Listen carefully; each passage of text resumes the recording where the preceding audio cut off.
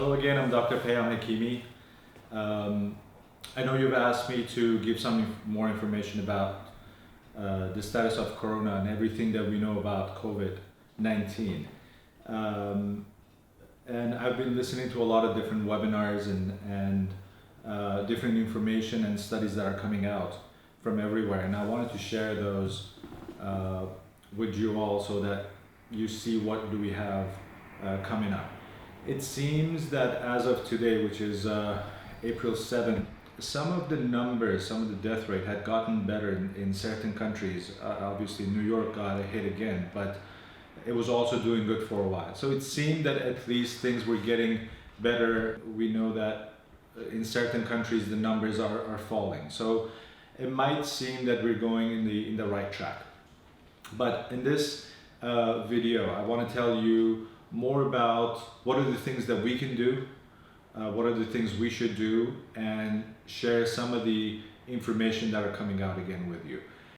So prevention is very important, obviously, and to prevent, we talked about washing your hands multiple times during the day, washing your face multiple times during the day. And the reason I like that is because when you wash your hands and you wash your face, it's really hard to get the soap off of your face. So you really have to do this sort of rubbing thing. So not only you're getting the bacteria, the virus out of your face, you're also exposing your hands for a long period of time to soap. And we know the amount of time that your hands are sort of covered with soap is what is helping kill the germ, kill the viruses. I recommend that you take a shower as soon as you get home. What we do is we take off, I usually wear scrubs and I take them off. They go in the hamper and straight to the shower, because how much of the virus lands on our hair and our face and our, the rest of our body, and we don't know it. So it's really important to do that. Brush your teeth multiple times a day. That's another way, because remember, the virus basically sort of starts here and then goes down, giving us sore throat and then later on cough. Drink lots of warm water, hot liquids if you can. I like to add a little bit of oregano drops or oregano caps to what I drink, because it actually kills a lot of stuff as it's going down the throat. You can do gargle with salt water as many times as you can a day. Obviously, it will help out a lot. Cough drops are very important, because as you have cough drops in your mouth, they sort of catch the virus and then they bring it down to the stomach so that it gets ruined with the stomach acid. And then if you and your partner are okay with it, or a lot of us are sort of staying sort of solo, and it's really important to have something that increases our immunity as well as killing viruses and bacteria on the spot. And we know garlic and onion do that. And here's a challenge that I have with some of my patients. I cut an onion in a quarter and I eat a quarter of an onion raw, and then drinking lots of water over it, obviously, because you'll see it. If you try it, you'll see it will you're gonna sweat a lot, and then there's gonna be runny nose, water coming out of your eyes. But the important thing is all of the mucous membranes are being cleaned, as well as you're actually killing the virus and the bacteria in the throat. You can do the same thing with garlic if you can. And a lot of my patients have not been able to reproduce this, but if you are, please write a comment for us and tell us what were your secret and how you did it, so that other people can learn and do it, because this is really important. It was a video that I watched by a Dr. David Price, dated 3/22/2020. And he's a physician, is a pulmonary and critical care physician at Weill Cornell Medical Center in New York, which is a 1,200-bed hospital. And they've been seeing a lot of corona patients. I'm going to summarize everything that he said. It was a long video, it was 1 hour, it was very informative. If you get a chance, please watch it. I'm going to leave the link down below as well, so that you can watch it for yourself. The summary is that now we understand the mode of transmission, and the most important parts are always clean your hands when you touch something. So always carry something with you where you're going to, right after you touch something, you're going to clean your hands with. It can be your Purell. It can be something that you've made, and there are a lot of videos about what to make and how to make it. And if you want, we can make those videos as well and show you how to make things.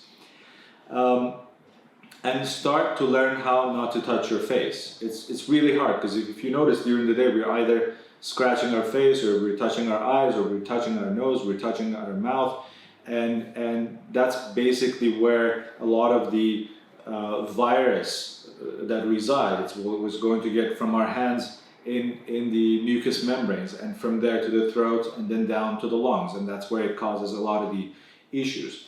Distance yourself, but you don't have to be afraid of the outside world. So we have to distance ourselves just to make sure if somebody else has the disease, and we don't basically breathe it in, because this is basically the problem with the disease: the cough, the sore throat, and the shortness of breath.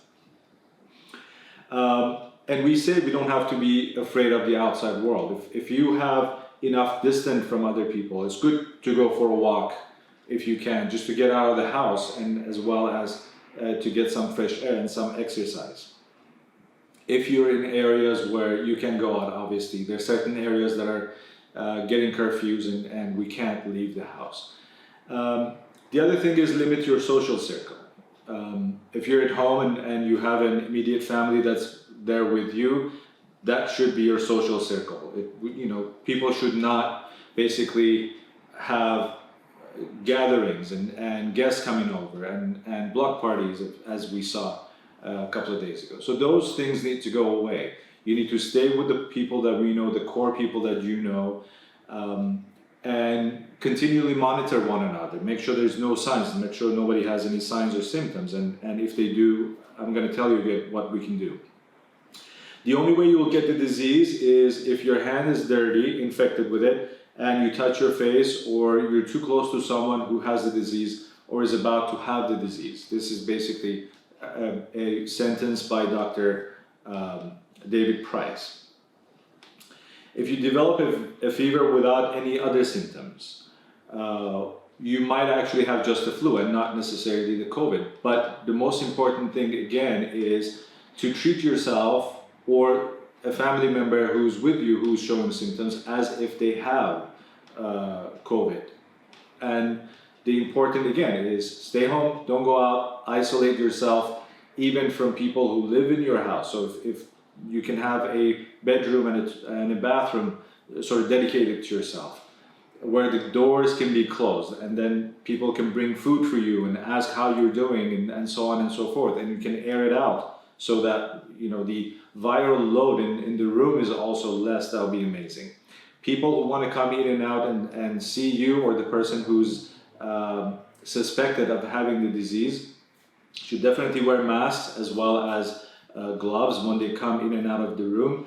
That way there will be much less transmission of the virus. And remember, the viral load is important. The amount of virus particles that goes inside dictates how severe, if you're going to get the disease, and how severe it's going to be. And then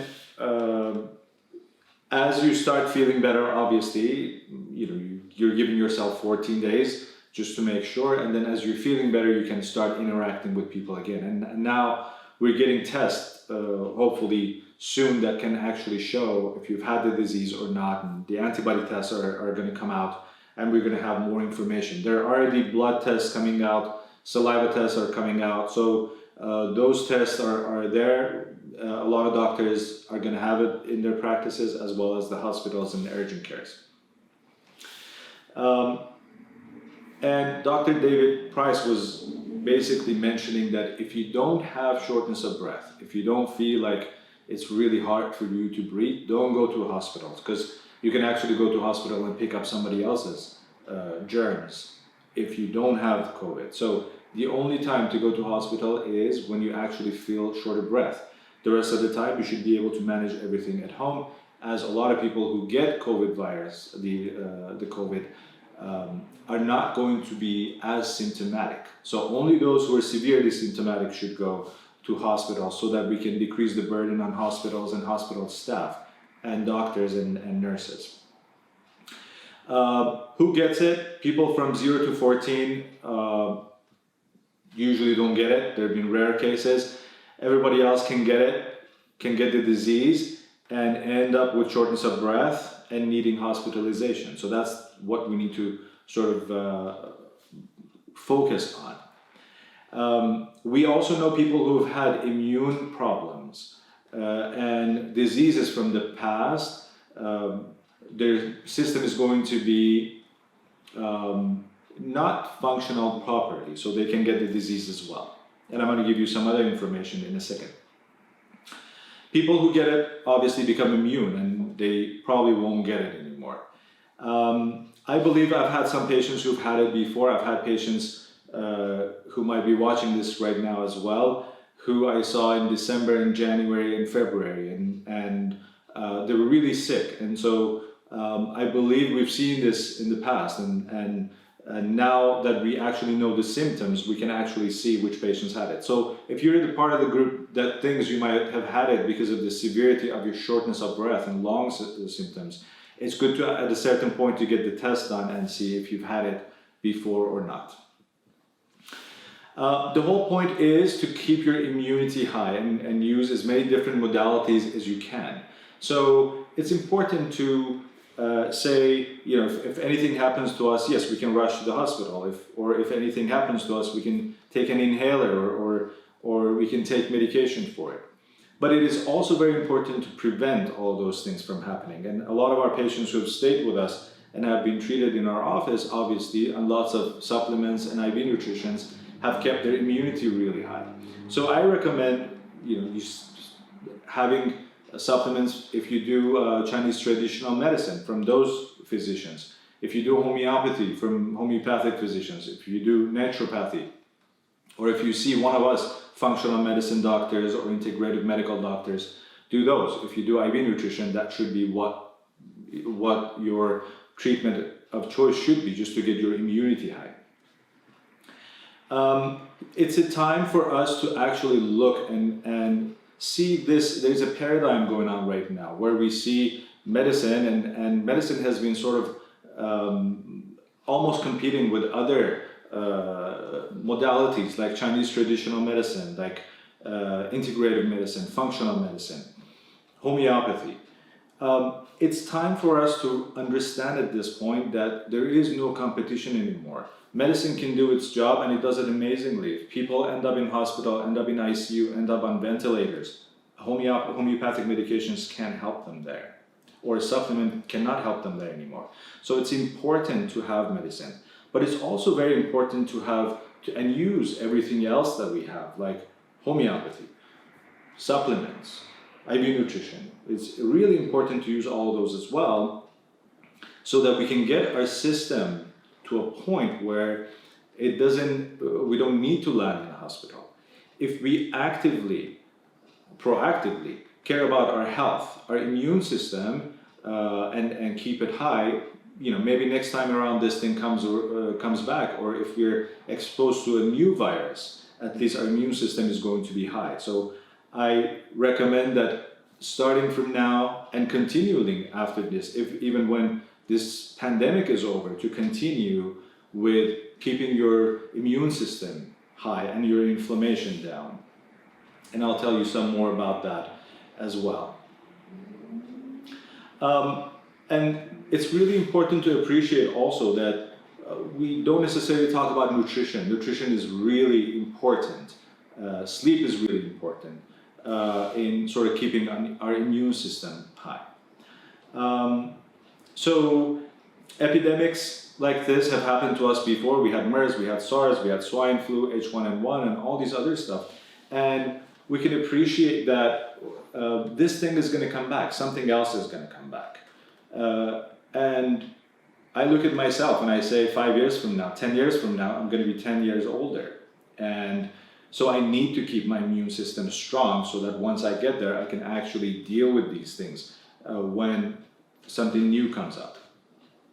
A new study came up from Italy's National Institute of Health that showed 99% of people who had died in Italy from COVID had a chronic disease. 48.5% of them had 3 or more chronic diseases, 25% had 2 chronic diseases, and 25% had at least 1 chronic disease. So you can appreciate this is something that has been there. And the reason I say that medicine and everything that is natural need to come together is that medicine fails us in a lot of places. We're not looking at emergency rooms and ICUs. Again, we're saving lives. In certain diseases, we're saving lives. But of course, medicine cannot do anything with inflammation. It can't do anything with arthritis. It cannot do anything with immune problems. As a matter of fact, a lot of the times, if you go and see a rheumatologist with any abnormality, they'll give you medications that will bring down, suppress your immune system. And guess who gets these viruses? People who have immune deficiencies. So we have to think a little bit from now on when we go to a doctor and they say, here's your anti-cancer medication, here's your chemotherapy, here's a medication, here's a steroid, or here's something that will bring down your immune system. We have to think twice. Instead of using a medication to put a patch on our disease, we actually have to figure out why we have that disease, and we have to fix that, okay? And that's what functional medicine, integrative medical doctors that are good around you all over the United States, we have amazing doctors who can help you, and it's important to actually use those. There is the medical treatments, obviously, the hydroxychloroquine and azithromycin has shown that it's working really good. There's a new medication that's going to come up, which is a human recombinant ACE2 medication, which is called HSR ACE2 or APN01, which is basically working on ACE receptors of the lung where the virus attaches. And the whole point is to give that medication in high doses so that the virus attaches to the medication as opposed to attaching to the ACE2 receptors in the lungs. Those receptors are also in our digestive system and in our kidneys, and that's why some of the patients actually express COVID as having a sort of GI, a digestive symptomatology, like a viral illness, a diarrhea first. And then, there are people who are doing research on plasma and people who are trying to deal with the vaccine. As far as homeopathy goes, homeopathy historically has worked really good with epidemics and pandemics. Typhus, and these are from the lecture by Dr. John Golden, amazing teacher. Typhus, 1813, homeopathy 2% death, allopathy 30% deaths. Cholera, Europe, 1830 to 1832, homeopathy had 7 to 10% deaths, allopathy had 40 to 80% deaths. Cholera, Cincinnati, 1849, homeopathy had 1.3% death, allopathy had 50% death. Diphtheria, homeopathy 16.4% death, allopathy 83.6% death. Why am I telling you this? Not to compare the two. It's just so that we appreciate that we can actually use homeopathy when we need to, like these times, so we don't have to get ourselves to a severe and serious issue. So, homeopathy, and homeopathy, if you remember, are these little blue tubes that we use. A lot of your physicians are prescribing these things. A lot of your physicians have taken some of the course that we teach and know how to use these things. And we have a lot of different webinars. We're telling them the specific medications that are used, different parts of the world that are helping a lot with COVID-19. So your physicians who practice homeopathy already know what those medications are, and we can also help out as well if you have any questions. Homeopathic medications are used based on the symptomatology. So if you have symptoms of flu, we can give you homeopathic medications. If you have chest issues, cough, sore throat, we can give you homeopathic medications. There's some medications that have been showing really good in India that are used. One of the medications, homeopathic medications, is called Seneca. The other one is called Carboveg. And then obviously there's a group of medications that we use. There's a group of at least 12 to 15 medications that we can actually use with COVID. So again, if you get in touch with us or your physician who knows homeopathy, they can tell you what to use and how to prepare for it. These are the things that you should keep at home. I'm going to talk about some of the supplements that are important. Obviously, everyone talks about these things, and I still notice that some of our patients have a little bit of a resistance to this. They think that just taking nutrition or having good food is going to cover this. No, it's not. We know that certain issues like having vitamin D deficiency and sometimes vitamin C and B complex, if you have any abnormalities of certain ingredients in your body, it's going to be hard to get it in. But even if you believe that you can get everything with nutrition, which is absolutely fine, I think for times like this, where we're going through a pandemic, something that's a little bit more serious and severe, we should probably, at least for the next month, the next 2 months, get our bodies strong enough. The important vitamins that you need to have are vitamin D, vitamin C, and we like it in the buffered form, so it's not so acidic and you can take a little bit more of it. Melatonin is very important, magnesium is very important, zinc is very important, glutathione and other antioxidants like resveratrol are very important to have as well. Omega-3 fatty acids are important, and then everything that goes to the guts, because remember, our guts is our core, so we need to have a good probiotic and a good prebiotic as well. We know melatonin helps really good. Some people are also adding iodine to their supplement list, and if you are lacking iodine, it will be really good to have iodine as well. There's a test for it, and again, if you write us comments, if you have any questions, I can tell you all that as well. One of the important things is stomach acid. So having digestive enzymes are really important. And the reason for that is when the virus lands in the mouth, it will eventually go to the throat, and then from there it's going to end up in the lungs.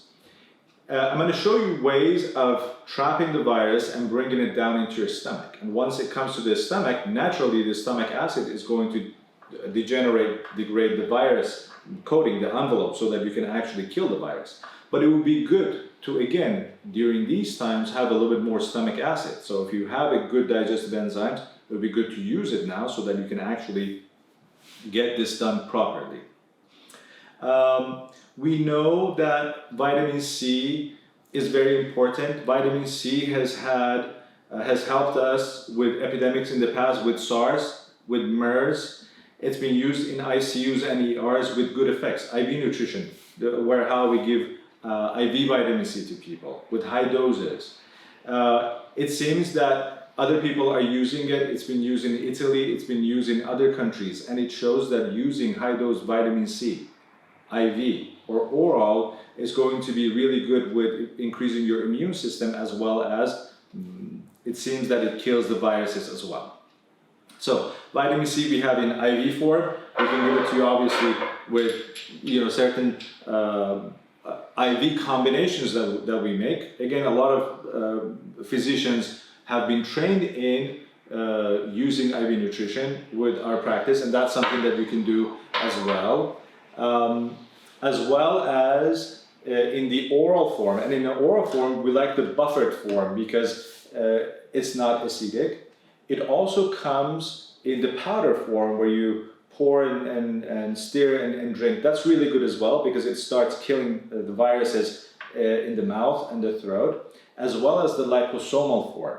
All of those forms are amazing. And if you can combine all of them together, you probably will have a better chance of killing the virus and keeping it at bay as well. Some of the hospitals in the United States have started using vitamin C with IV therapy, and it seems to be promising so far. Some of the physicians talk about ozone therapy and how it's been helping out a lot as well. So those are the things that you can look at. As far as food is concerned, obviously fruits, vegetables, plant foods. Protein is really important now, so those of you who are vegetarian and vegan, make sure that you have a good protein source, because those are really important for the body, not only to have enough amino acids, but also to make hormones properly. And growth hormone is one of the hormones that we need, and it's important to have enough protein. Grains are important. Things that are fermented and have probiotics like yogurt and sauerkraut and all that, those are amazing and very important as well, just to keep your GI system properly. It's important to understand that we want to take care of ourselves because, number one, we don't want to give it to somebody else. Number two, we want to really decrease the burden of hospitals because they're being bombarded by a lot of people. So stay home, wash your hands, don't touch your face, take care of yourself, increase your immunity as much as you can and decrease your inflammation, again, with all the supplements we've talked about, as much as you can. Appreciate that social distancing might be a way of life for us from now on, and maybe we only get close to people that we know and in certain places and certain cases, and we always try to be as clean as we can for everybody else as well. The other thing is, I know we've been going through this for a while, and some of us might get a little bit sloppy and a little bit tired of the masks and the gloves and all that other stuff. Make sure you don't get sloppy. This is a really important time because this is the time that if we don't do the things properly, we can catch the disease. So stay strong with your plan. Gloves always, face masks always. And these are because wearing those makes you not touch your face so much and not get things as much. Optimize your own health, as I talked about it. Know that we're here for you. If you have any questions, we can always respond to your questions. We can always respond to your and come up with a specific solution for any issue that you have. You can get in touch with us through info@bodyofharmony.com, or you can call us at 310-285-9914, or you can get in touch with us through our website. There are links that will get you to get in touch with us. We are here to help you for your medications, homeopathics, supplements, IVs, or anything that you need.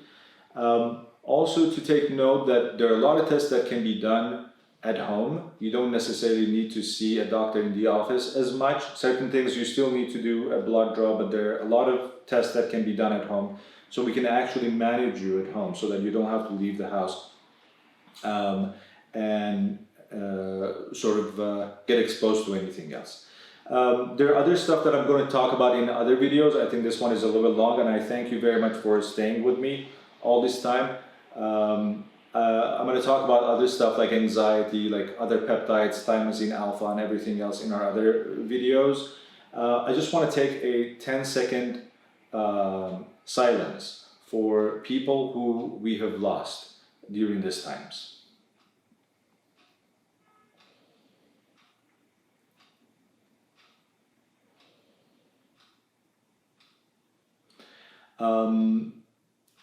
And I know these numbers are going up, but it's really important for us to also decrease the anxiety, make sure we're sleeping properly, make sure we're staying healthy. And if you get a chance from time to time, turn off your social media, turn off your news, and at least don't listen to all the bad news that's coming out for a good 24 hours. I'm not saying stay away from all news, but it's good to not concentrate on these things, because eventually, remember, having stress and having worry, the first thing it does is it decreases our immune system, and that's the important part of our organs, our physiology right now is our immune system. We're going to do more videos. If you have any questions or comments, please leave them for us so that we can respond to you.